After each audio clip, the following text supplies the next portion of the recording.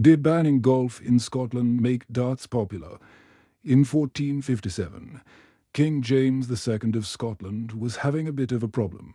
His men weren't taking their archery practice seriously, in his eyes.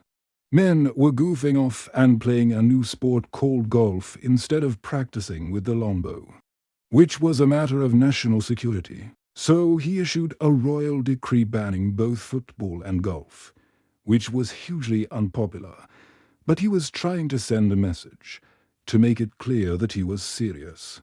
He established a committee to oversee the sport of archery, made up of the nobility, including the Earl of Monteith, who would later become the king's son-in-law. They were tasked with ensuring that all able-bodied men were practicing archery for at least 1 hour per day, and if they weren't, they could be fined, imprisoned, or even have their property seized.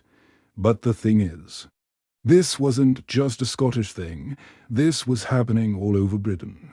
Men were just more interested in playing games than practicing with the longbow, and the longbow was an essential part of English life for centuries.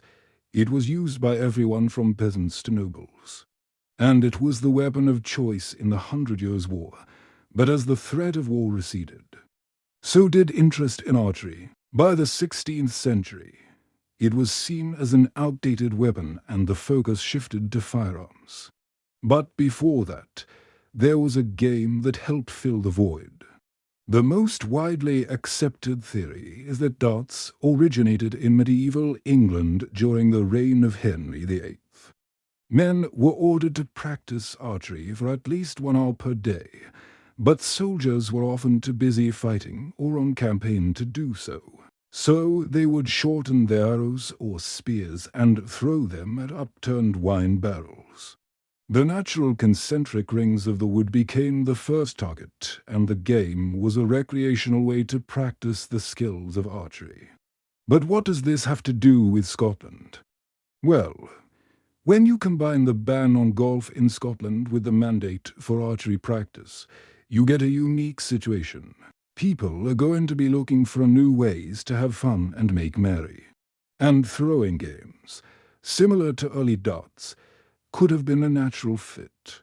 Now, we don't have any evidence to say that this actually happened, but it's a fun what-if to consider. Fast forward to the modern day, and Scotland is home to some of the best darts players in the world, including Gary Anderson, Peter Wright, and Alan Soutar. To name a few, it's a strange quirk of history that the country that was so concerned with archery practice, and even banned a popular sport to promote it, is now very competitive in the modern-day sport that evolved from those same archery roots. Thanks for watching.